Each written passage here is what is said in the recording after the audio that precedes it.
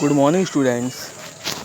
This side Abhishek Goswami. Today I am going to discuss about thyristor control of electrical machine. Students, आज के lecture में हम बात करने जा रहे हैं वैद्युत मशीनों का थायरिस्टर कंट्रोल। इसके इंट्रोडक्शन की हम बात करते हैं। इसके अंतर्गत हम एसी और डीसी की गति नियंत्रित करने के लिए थायरिस्टर नियंत्रित परिपथ का प्रयोग करते हैं। इसके अंतर्गत एसी और डीसी मशीनों की गति नियंत्रित करने के लिए हम थायरिस्टर का प्रयोग करते हैं। मतलब इसमें क्या है, जिस तरह से विद्युत ऊर्जा का उपयोग औद्योगिक एवं व्यावसायिक क्षेत्रों में बढ़ता जा रहा है, जैसे विद्युत ऊर्जा का उपयोग औद्योगिक और व्यावसायिक ऊर्जाओं में बढ़ता जा रहा है, सभी प्रकार की औद्योगिक इकाइयों अपने बेहतर उत्पादन एवं दक्षता में अग्रसर होने के लिए आधुनिक एवं ऑटोमेटिक कंट्रोल मशीन की तरफ ज़्यादा ध्यान दे रही हैं। जैसे जैसे औद्योगिक इकाई बेहतर उत्पादन एवं दक्षता बढ़ाती जा रही हैं, सारी जो मशीनें हैं और आधुनिक कंट्रोल मशीन है वो ऑटोमेशन या कंट्रोल की तरफ ज़्यादा ध्यान दे रही हैं कि किसी औद्योगिक इकाई की उत्पादन क्षमता एवं दक्षता बेहतर हो। मतलब सभी लोग चाहते हैं कि हमारा कम खर्चा हो और ज़्यादा इफ़िशियंसी मिले, तो ज़्यादा सारे लोग ऑटोमेशन यानी ऑटोमेटिक की तरफ जाते जा रहे हैं। अब देखिए, speed control of DC motor by thyristor control. इसका स्पीड कंट्रोल कैसे करेंगे? जैसे कि हम जानते हैं कि किसी डीसी मशीन की स्पीड n = k हमारा कांस्टेंट है, दैट में b - IA armature current, RA armature resistance upon phi होती है। अर्थात मोटर की speed supply voltage armature resistance magnetic flux pole पर निर्भर रहेगी। ठीक है। थायरिस्टर कंट्रोल द्वारा मोटर की स्पीड को कंट्रोल किया जा सकता है, जो कि निम्नलिखित है। थायरिस्टर द्वारा डीसी मशीन की स्पीड को कंट्रोल करने के लिए बहुत सारे मेथड दिए गए हैं। हम वन बाई वन सब डिस्कस करेंगे। पहला हमारा मेथड है DC chopper method, DC chopper विधि। चॉपर क्या होता है? चॉपर एक हमारी ऐसी डिवाइस है जो हमारे स्टैटिक या फिक्स डीसी इनपुट को वेरिएबल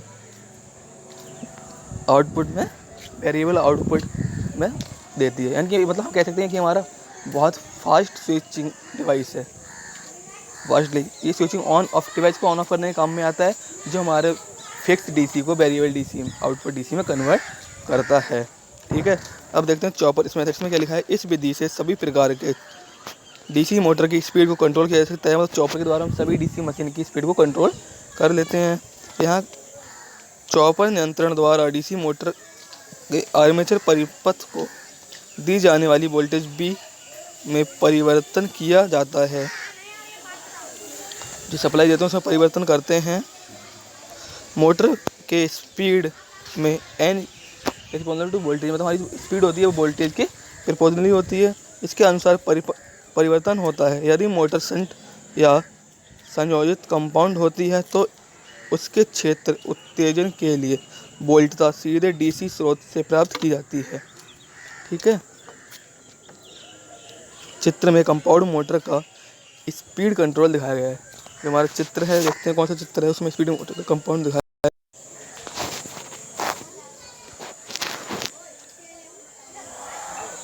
ये हमारा देखिए बीडीसी वोल्टेज दी गई है, हमारी थायरिस्टर कंट्रोल गई। हमने डायोड लगा दिया डीसी, ये हमारा डायोड लगा है, ये हमारी 2 कॉइल्स लगी हैं, ये हमारा आर्मेचर लगा है, हमारी इंडिकेटर की है। उसमें क्या होता है देखिए, यह DC speed motor control voltage विधि है जिसमें डीसी चॉपर के द्वारा क्रिया की गई है। अब देखिए क्या होता है इसमें, जब हम सप्लाई देंगे चॉपर इसमें आर्मेचर हमारे इंडक्टेंस वाइंडिंग होती है हमारी और डायोड। ठीक है। तो उसके लिए हम क्या करेंगे, तो हमारा जो करंट हमारा मतलब इसमें देखिए, यहाँ से इस वाली में पहले जो हमारा T = 0 यहाँ है, ये T वाली है, तो 0 पे हमारा करंट उसमें हमने दिया, B सप्लाई दी हमने वोल्टेज आर्मेचर के लिए। T1 पे हमने सप्लाई दी चॉपर के द्वारा। ठीक है। और T2 पर वो हमारा T2 है, यहाँ पे वो ऑफ हो गया। तो मतलब जो हमारा आर्मेचर में करंट है वो IA1 इसको करंट मानेंगे, वो हमारा इंक्रीज होगा जो सप्लाई देंगे, और यहाँ से यहाँ तक हमने सप्लाई नहीं दी, यहाँ से यहाँ तक ये हमारा ऑफ रहा तो हमारा करंट डिक्रीज होगा, तो इसको हम टी ऑन बोलेंगे। इस पार्ट को जो हमारा इसको टी ऑफ बोलेंगे। यहाँ SCR टी के ऑन तथा ऑफ के अनुसार कम अवधि में टी ऑन की परिचालन का माध्यम वोल्टता भी ही जाने से मोटर की स्पीड कम तथा टी ऑन से अधिक माने पे माध्यमान वोल्टेज बढ़ जाती है। अब देखते हैं कंट्रोल हाफ वेव मेथड। ये वोल्टेज दे रखी है, एक वेरिएबल रेजिस्टेंस दे रखा है, कैपेसिटर दे रखा है, एक डाइक लगा रखा है। इससे हम डाइक के से हमने डायोड लगाया है, ये हमारा थायरिस्टर हो गया, ये हमारा आर्मेचर हो गया। इसको देखते हैं कंट्रोल हाफ वेव मेथड को। इस प्रकार की विधि में DC मोटर का परिचालन एक कलीय स्रोत पर होता है, इसको हम सिंगल फेज पे चलाते हैं, तथा इस प्रकार की SCR की सहायता से हाफ वेव रेक्टिफिकेशन पर ही DC मोटर में स्पीड कंट्रोलिंग की जाती है। और इस प्रकार SCR की सहायता से इसमें हम DC मोटर की स्पीड कंट्रोल कर सकते हैं। इस विधि से एक DC सीरीज मोटर की गति नियंत्रित करने के लिए एक परिपथ व्यवस्था दिखाई गई है। यह SCR को पॉजिटिव हाफ साइकिल में गेट कंट्रोलिंग द्वारा टर्न ऑन और मोटर को एक दिशा औसत वोल्टेज प्रदान की जाती है। तो हम इसमें क्या करेंगे, देखिए हमारी नॉर्मल वेव फॉर्म है वो तो वैसी होती है। उसके बाद हमारा क्या करेंगे, जब उसको फायरिंग एंगल देंगे, यानी कि उसको 0 to 90 या 0 to 92 की जो रेंज होती है उसके द्वारा देंगे, तो उसका स्टार्टिंग टाइम कम होगा। जब उसको फायरिंग एंगल कुछ सेकंड के बाद देंगे, जैसे हमने अल्फा मान रखा है, तो उसमें एक हमें पल्स मिलेगी थोड़ी, जब वो आगे यहाँ से डिले होगी बढ़ेगी, थोड़ा आगे तक जाएगी, यहाँ तक हमें मिलेगी। देखिए हमारा बैक ईएमएफ हो गया, वो यहाँ दे रखा है।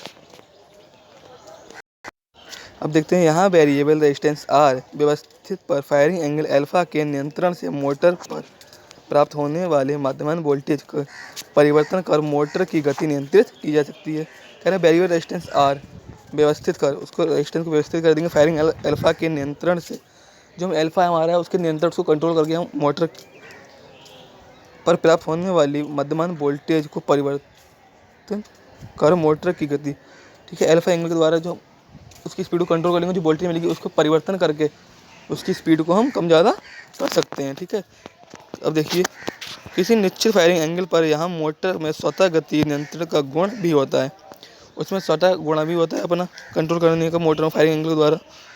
भार कम हो जाने पर मोटर की गति बढ़ने लगती है, जब लोड कम होगा तो उसकी गति बढ़ेगी, जिससे मोटर का बैक ईएमएफ बढ़ता है,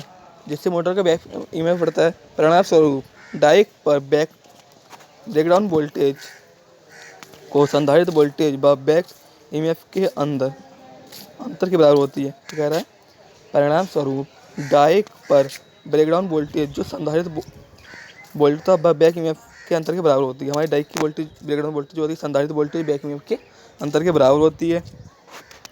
का मान देर तक प्राप्त होने से अगली साइकिल में SCR देर से फायर हो पाता है। जब इसका मान हमें मतलब डायग्राम में देखिए, जब हमें इसमें देर से रिजल्ट मिलेगा, देर से फायरिंग मिलेगा, तो हमारा देर से स्टार्ट होगा, देर से ही बंद होगा। इसलिए यहाँ पे देखिए थोड़ा आगे तक जा रहा है ये। अब कह रहा है अतः औसत वोल्टेज कम हो जाने से मोटर की स्पीड कम होने लगती है। भार बढ़ने के साथ गति कम जाने पर ठीक इसकी विपरीत क्रिया द्वारा SCR से जल्दी टर्न ऑन किया जाता है।